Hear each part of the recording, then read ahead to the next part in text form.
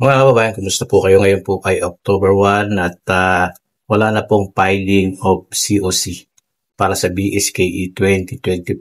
Tuloy na po itong inalis.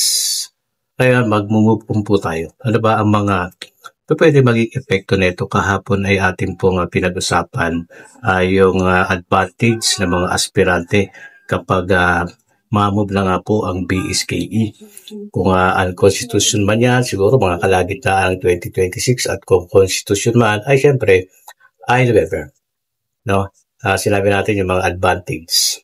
Gawing advantage ang pag-move ng BSKE sa mga aspirant. Para sa mga ilan, syempre advantage po yan. Kung magiging positive thinking po kayo.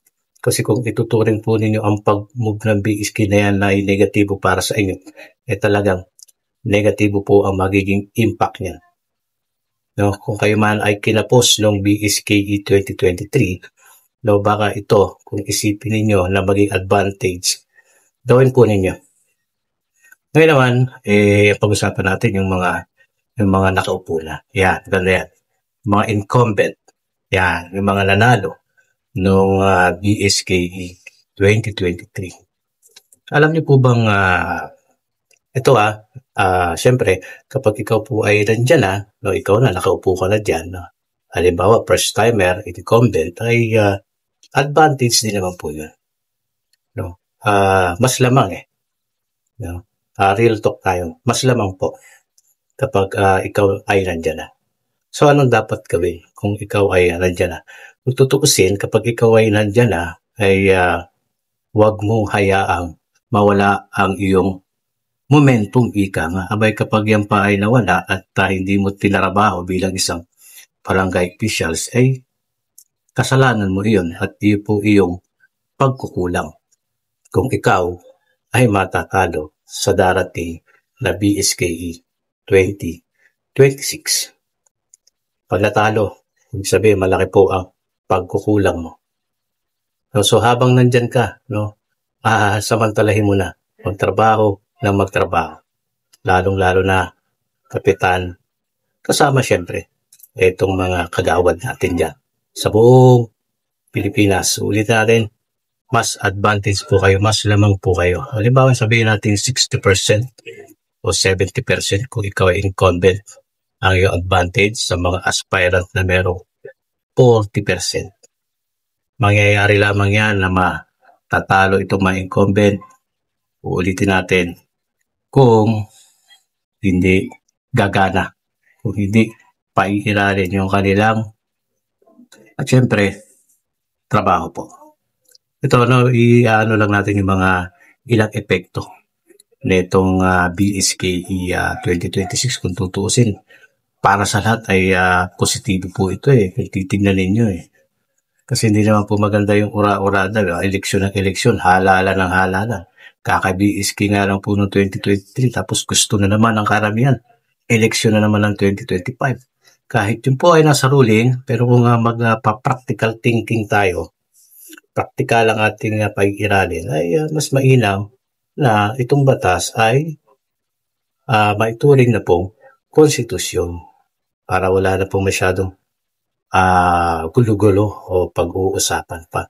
RA number 12232, kung ituturing na konstitusyonal, siyempre, simula sa 2026 BSKE November, ay tuloy-tuloy na po yan.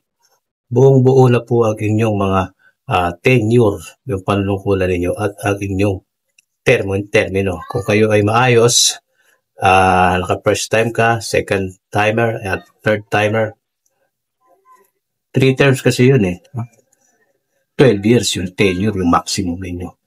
Term setting bill nga, BSKE 2023. Kasi ganito yan, naisip ko lang, hahapyawan ko lang muna. Kung may tuturing kasing unconstitutional ito, tapos ang decision ay late, so mauulit yung BSKE 2023. At kung may tuturing unconstitutional ito, kakapusin na naman po ang inyong mga pagpo. Kung noong 2023 ay 2 years lang, halimbawa. Tapos nag-eleksyon ng 2025. Hindi, sabihin na natin hindi 2025. no? Kasi mauuro nga, sabihin natin 2026 o kalagitnaan ng 2026, Mayo o October, sabihin na natin. No? Kapos pa rin. Kaya mas mainam na ituring na constitutional ito para pagdating ng 2026 ay 4 years, every 4 years na, 3 terms. Kasi pag unconstitutional na naman ito, history, repeat itself na naman ang mangyayari. Parang hindi na ba sila matututo sa kanilang mga pagkakamali? Dapat hindi na po hayaang mangyari yun. Dapat isa yun sa titignan ng Supreme Court. Ito yung nangyari noong 2023 RA 11935, tapos mauulit na naman ba ito sa RA 12232?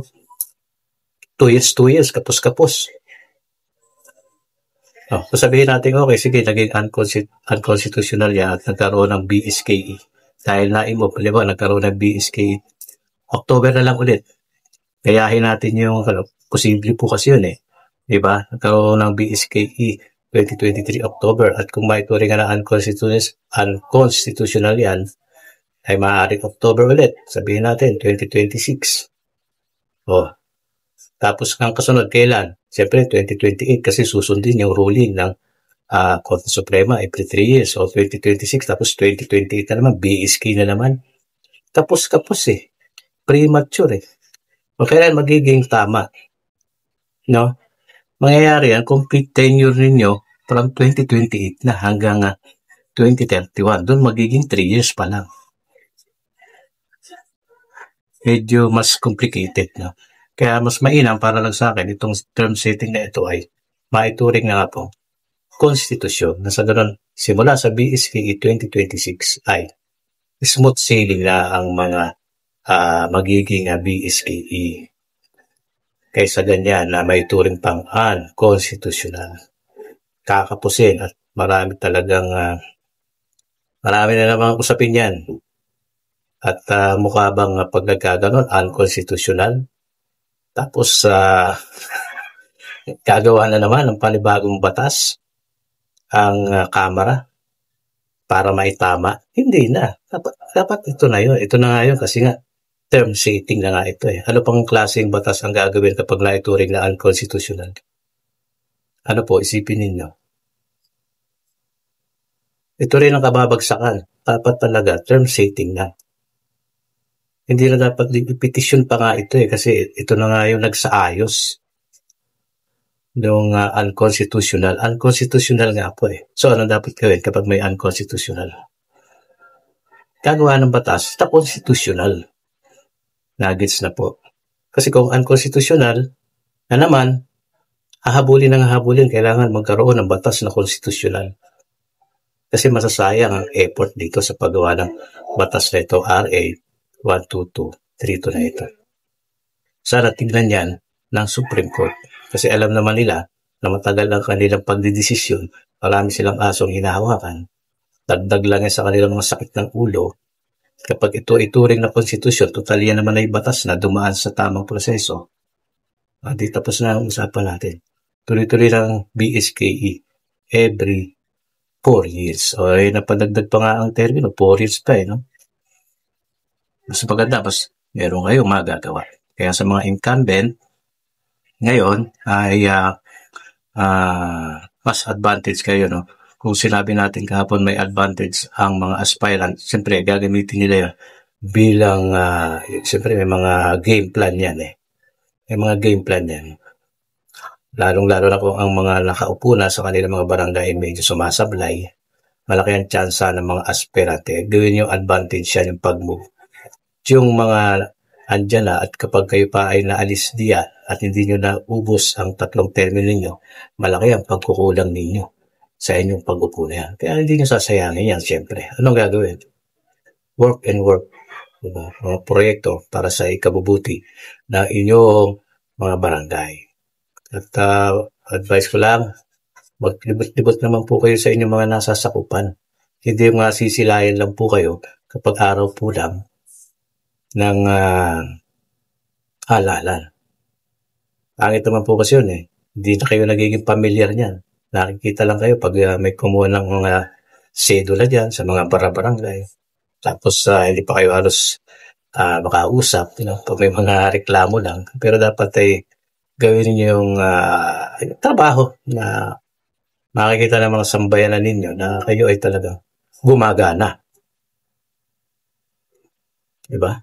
So, ayan po. Medyo mahaba na to. Mag-upload ulit tayo. Malinaw na po wala na pong filing of COC sa October 1. Ngayon na yun wala na Inalis na So, maasa na mamumove na ang dapat na December 1. May epekto yan. Domino effect po yan. Domino effect yan. Pag tumumba yan, gaganon yan. Sunod-sunod na yan. Diba? So, subscribe, comment po kayo dyan. And pa-share ng video. Maraming salamat. God bless.